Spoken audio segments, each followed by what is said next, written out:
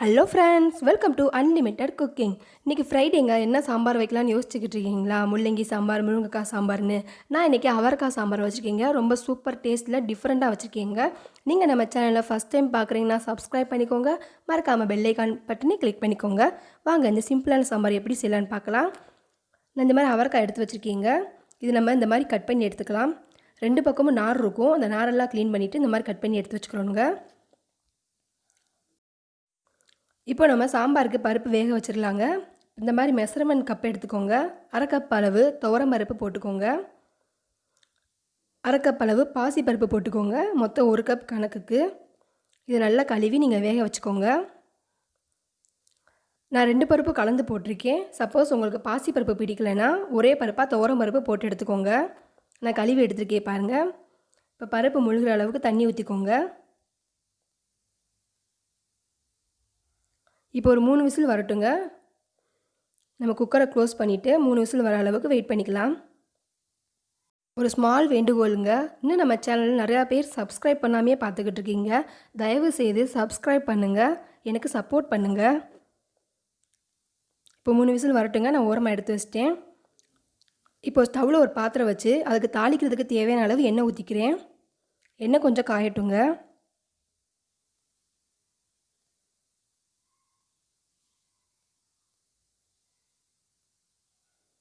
இப்போ எண்ணெய் நல்லா காஞ்சிருச்சு. இப்போ கடுகுளுந்த பருப்பு போட்டுக்கலாங்க. 1 ஸ்பூன் அளவு கடுகுளுந்த பருப்பு போட்டுக்கோங்க.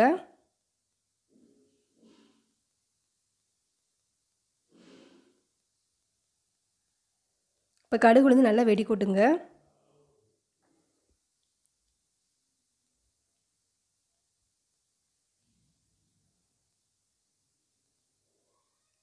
இப்போ பாருங்கள், கடுகுளுந்து நல்லா வெடிச்சிருச்சு. இப்போ கருவேப்பிலையை போட்டுக்கிறேன். கருவேப்பிலையை பொரிச்சதும் நான் சின்ன வெங்காயம் பொடி பொடியாக கட் பண்ணி வச்சுருக்கேங்க, அதையும் போட்டுக்கிறேன். நல்லா வதக்கி விட்டுக்கோங்க.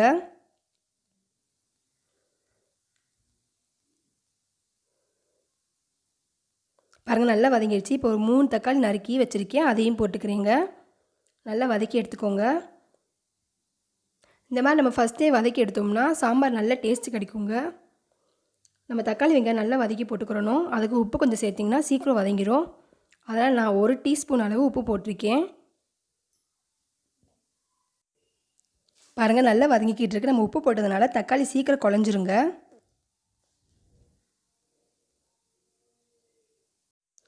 இப்போ ஒரு உருண்டை எலுமிச்சைப்பழம் அளவு எடுத்திருக்கேன் புளி, அதை ஊற வச்சுக்கலாங்க. இப்போ பாருங்கள், தக்காளி நல்லா வதங்கிருச்சு.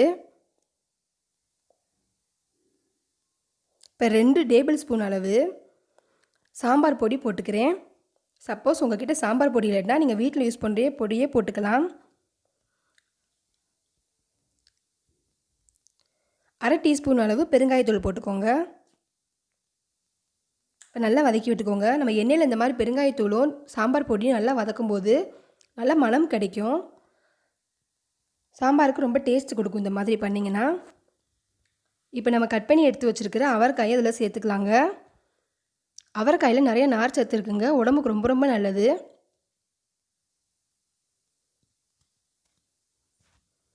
நல்லா வதக்கி விட்டுக்கோங்க. இந்த மாதிரி நீங்கள் அவரைக்காய் வதக்கி சாம்பார் வைக்கும்போது ரொம்ப ரொம்ப சூப்பராக இருக்குங்க. நல்லா டிஃப்ரெண்ட் டேஸ்ட்டு கிடைக்குங்க.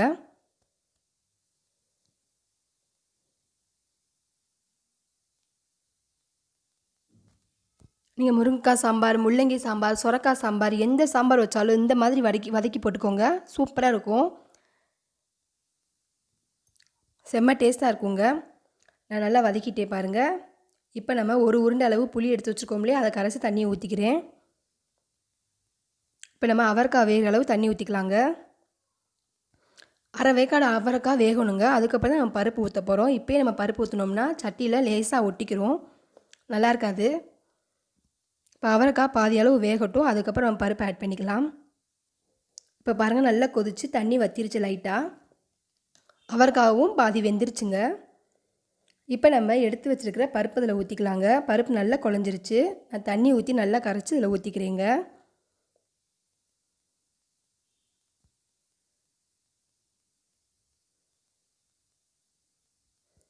இப்போ நல்லா கிண்டி விட்டுக்கோங்க. நம்ம உப்பு ஏற்கனவே போட்டிருக்கோம். சப்போஸ் உங்களுக்கு உப்பு தேவைப்படுதுன்னா நீங்கள் போட்டுக்கலாம்.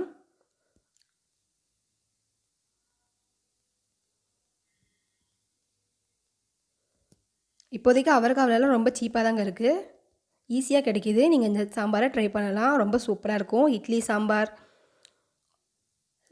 சாப்பாட்டுக்கு சாம்பார் வச்சுக்கலாம், இட்லிக்கு சாம்பார் வச்சுக்கலாம், தோசைக்கு சாம்பார் வச்சுக்கலாம். ரொம்ப ரொம்ப சூப்பராக இருக்குங்க. ரொம்ப சிம்பிளாக வச்சிடலாம்.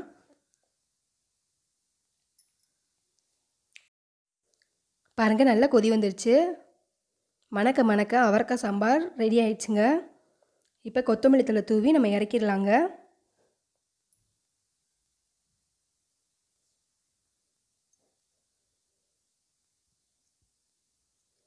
பாருங்கள், சூப்பராக ரெடி ஆயிடுச்சு. நான் இப்போ எடுத்து வச்சுருக்கேன் பாருங்கள். நான் இன்றைக்கி காலையில் இட்லிக்கு இந்த சாம்பார் ட்ரை பண்ணிங்க. ரொம்ப ரொம்ப சூப்பராக இருந்துச்சு. சுட சுட இட்லியை வச்சு சுட சுட அவரைக்காய் சாம்பார் வச்சு சாப்பிடுங்க. ரொம்ப ரொம்ப செம்ம டேஸ்ட்டில் இருக்கும். நீங்களும் வீட்டில் ட்ரை பண்ணி பாருங்கள். பிடிச்சிருந்தால் லைக் பண்ணுங்கள், கமெண்ட் பண்ணுங்கள். மறக்காமல் நம்ம சேனலை சப்ஸ்கிரைப் பண்ணுங்கள், சப்போர்ட் பண்ணுங்கள். பெல் ஐகான் பட்டனை கிளிக் பண்ணிக்கோங்க. அப்போ தான் நான் போகிற வீடியோ உடனே அப்டேட் ஆகும். தேங்க்யூ.